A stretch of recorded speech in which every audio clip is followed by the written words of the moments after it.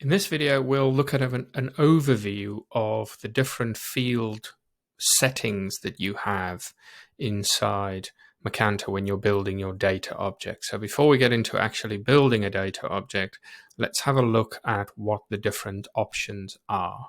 So in order to see that, I need to start creating one, and I'll just call this opportunities.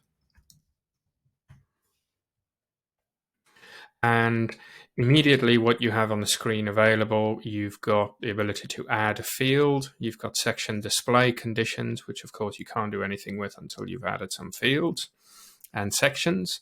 And then you've got the relationships. So for opportunities, what we're doing here is we're choosing, okay, which relationships will have available on opportunity. So an opportunity will have a sales rep, it will have a sales manager, a client, potentially a key contact. So that's what you have the options for here. And then when you select one, you then get the option to say, okay, can there be multiple of these? So can one opportunity have more than one sales rep? Probably not.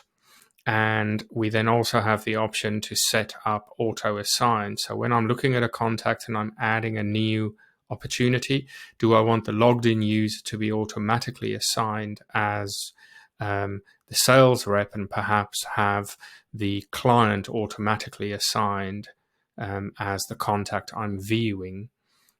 So it just saves clicks, makes it more efficient for you to use. So I'll go and tick all of these for the moment. So here I'm going to say, yep, the logged in user, that's the client. We can have more than one client, but we can only have one key contact. And we can have more than one sales manager should we need that. So that's your settings that you have around those relationships. So this is why once you've got a list of relationships, you may have two data object types, and not all the relationships are valid for each of those. So you can control by data object type which relationships are available. So let's go and add a field so we can see all our settings. So first up, we have our field label. So that's what's going to display on the interface. So in here, I'm going to set up my, let's say, opportunity stage. And then here I've got placeholder text, which will be when there's a blank value, what do you want to have here? So we can say set opportunity stage. Then we can have helper text, especially when you've got new team members. You can then put some text in here, which is then available as an instruction. They've got a tooltip in the interface. So for opportunity stage, you can then list out, for instance, what are the stages and what's their relevance to help train your team.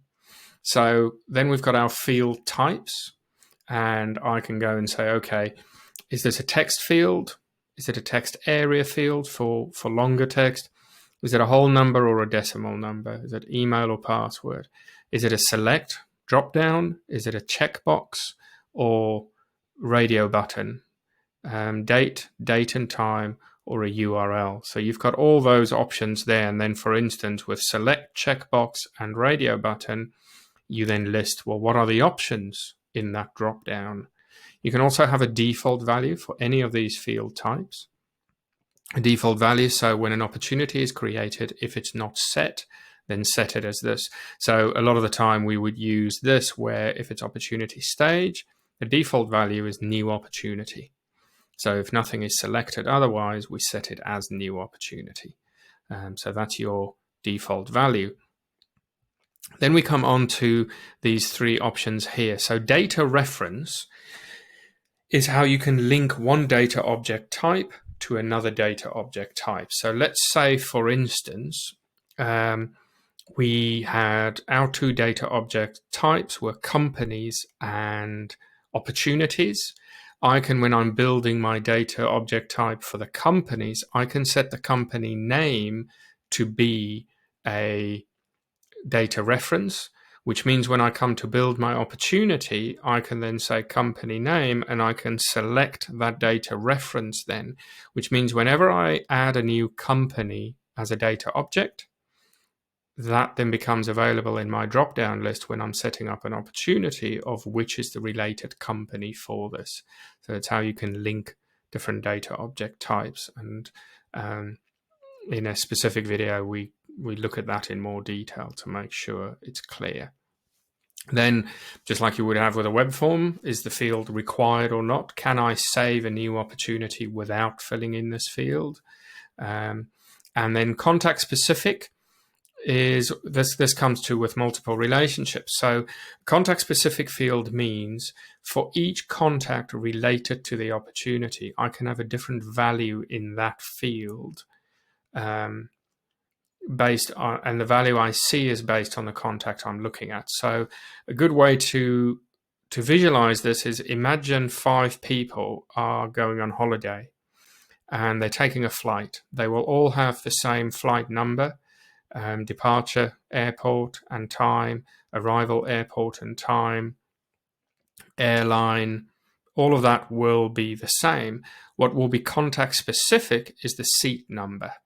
And that's what we've got here, is that you can have particular fields like, in this case, it would be seat number, or you could have dietary requirement, things that's specific to an individual that's not opportunity specific. You can then save here, and you've got the option to say, is it contact specific or not? We've got, do we use it as a list header? So when you view the opportunities on the contact record, is this field a bit like the header tab of a spreadsheet? Is this field part of the header for easy access? Then we've got subsection, is what subsection do I want this field to be in? Do I want a divider after this field, which is then just a line that we add to the interface to show some division? And do I want a heading above this? So you could very much see how you can have a heading above the first field in a subsection area and a divider after the last one before you have your next header. And then section is the hard section of the data object type, which will be a separate tab in the interface, whereas you can have 4 subsections next to each other under one section tab in the interface. And yeah, so that's then where we are. So that's just an overview of the different options that you have and the settings.